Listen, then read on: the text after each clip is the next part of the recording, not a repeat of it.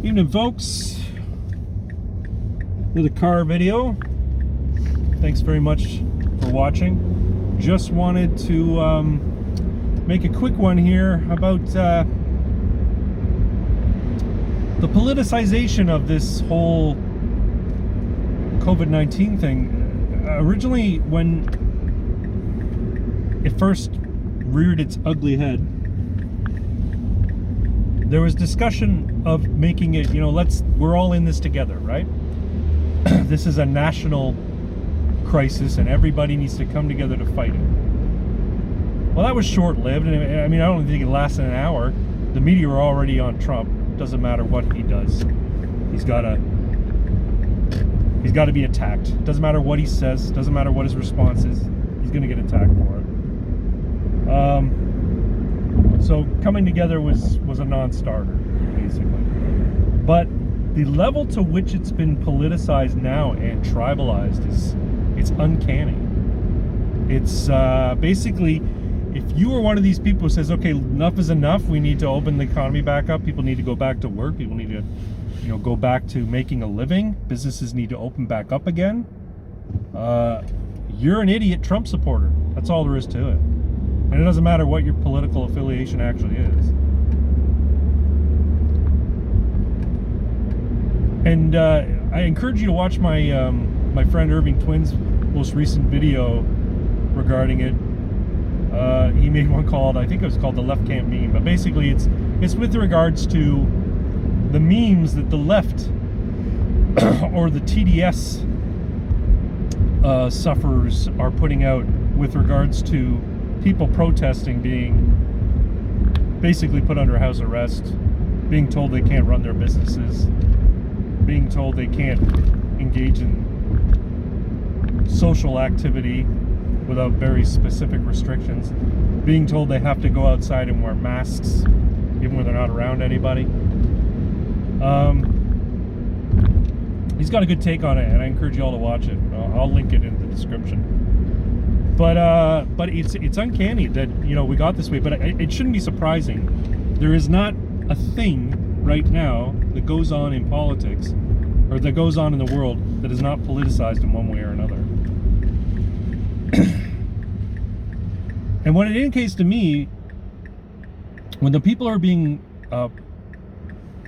upheld and put forward, are the ones with the agenda to keep everybody under their control, or not their control, but keep people under control, are those on the left, right? They're the ones who are supporting, we need to listen to the experts, right? This is the common refrain. We need to stay home so that the healthcare facilities aren't overwhelmed. Well, now it's clear that didn't happen. Just look at the nurse TikTok videos.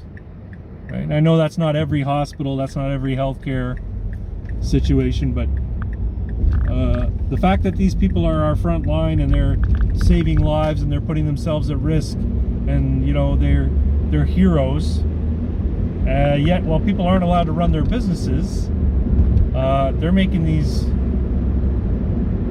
goofy TikTok dance videos when all we've heard is that no, they're putting their lives at risk and they're saving lives. And I'm not trying to discount what it is that nurses and doctors are doing, but what has happened is those videos are emblematic of what the actual situation is on the ground. That apart from a few hot spots, healthcare facilities aren't overwhelmed. Hell, they had a bunch of beds that were created on the fly in New York, never got used.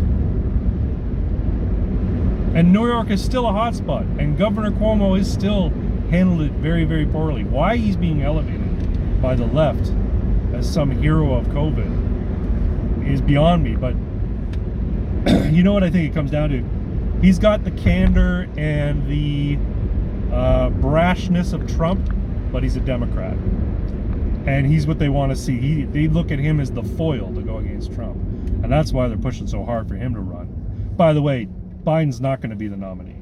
I'm almost I'm 99.9% sure of it at this point that he's not going to be the nominee. And if he is the nominee, the Democrats are going to lose terribly. I have a feeling that someone like Cuomo, people are talking about Michelle Obama, maybe even Hillary, might come in at the 11th hour at the convention. One of the DNC staffers or DNC spokespeople basically let that slip in an interview that Biden is not the one they're picking. She didn't say it exactly like that, but that was the implication by what she said. Anyway, I just wish that people had said, you know what? You're right. We need to come together and fight this thing together. And I wish smarter, saner, and cooler heads prevailed and said, okay, here's the plan. Visitation at elderly homes, at the homes for the aged, and senior care facilities. There's a moratorium on those. No more. Can't do it right now. Not while they're at risk, because they're the most at risk. If you're elderly, you should stay home because you're at risk.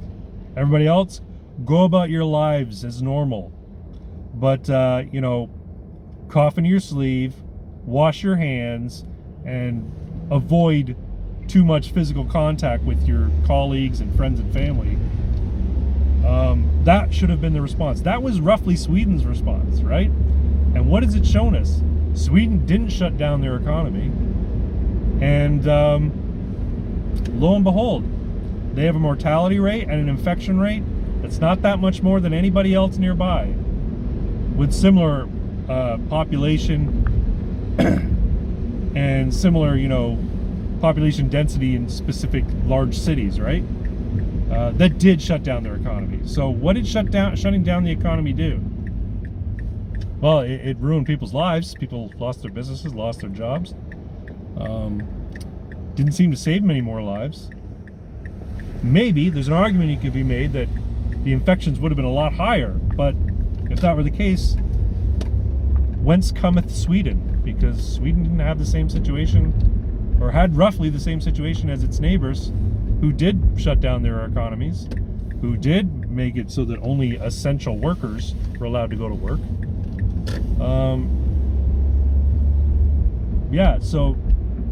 But cooler heads didn't prevail, and the reason for that is globalism, because this is all a test, and that's why it's been called the plandemic. And I'm not trying to give credence to the idea that the whole thing was a calculated biological release. I mean, I don't believe that.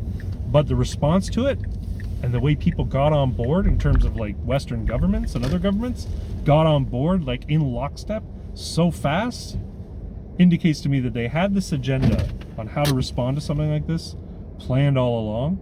And this is basically the test run to see how compliant people are going to be with being told, you can't open your business, you can't go to work, you can't go to parks, you can't socialize beyond 6 feet, closer than 6 feet, to see how they would comply. And what did we find out? People were all mostly compliant. Businesses were mostly compliant. It's only now that it's clear that the mortality rate isn't what they thought it was going to be.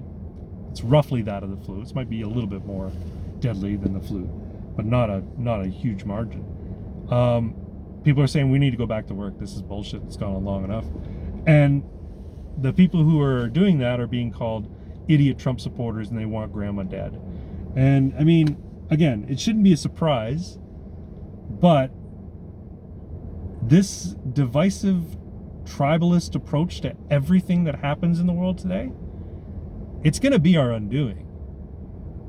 And it's going to ruin, we're never going to be able to respond to anything with a clear mind, with a sober look on things, as long as things are so divisive. I blame the media, and I blame government officials who use any opportunity, who never let a crisis go to waste, as they say, who use every opportunity to push forward their agenda. Just look at Pelosi's bill, this most recent relief bill. Basically she wants to, it's a Democrat socialist wet dream is what she's putting out there. And she's not by no means a socialist, but it's all the things that will make it easier for Democrats to cheat in elections. It's all the things that basically are partisan pet issues and nothing to do with helping people who've been impacted by government action, mind you, not because of the virus, but because of government action in response to the virus. That's what she's pushing. Anyway, I'm home now. I don't want my food getting cold. So I just wanted to put that out there. It's stupid what we're in right now. It's stupid that we're locked down the way we are after all the new revelations have come out with regards to the virus. But what's even stupider is the tribalism with which people are viewing this virus and this situation. It's not helpful at all. And the problem is, it's not just the sheeple. It's not just the Trump supporters and the Democrat supporters and whatever, the Biden supporters. It's not just the people who are being divisive. It's the media. It's governors and leaders who are being divisive. That Whitmer broad, who is being the way she's basically being a tyrant, she's doing it in response to people opposing her. She's worse than any, French aristocrat of, Napoleonic era, right? She is the worst. But it is what it is. Anyway, home now, gonna eat some food. You guys have a great weekend. This is my thought on it, and I appreciate you guys watching. Like, share, subscribe, all that sort of stuff. I'm gonna link Irving Twin's channel and his most recent video in the description. Please check it out. He's a great contributor to YouTube.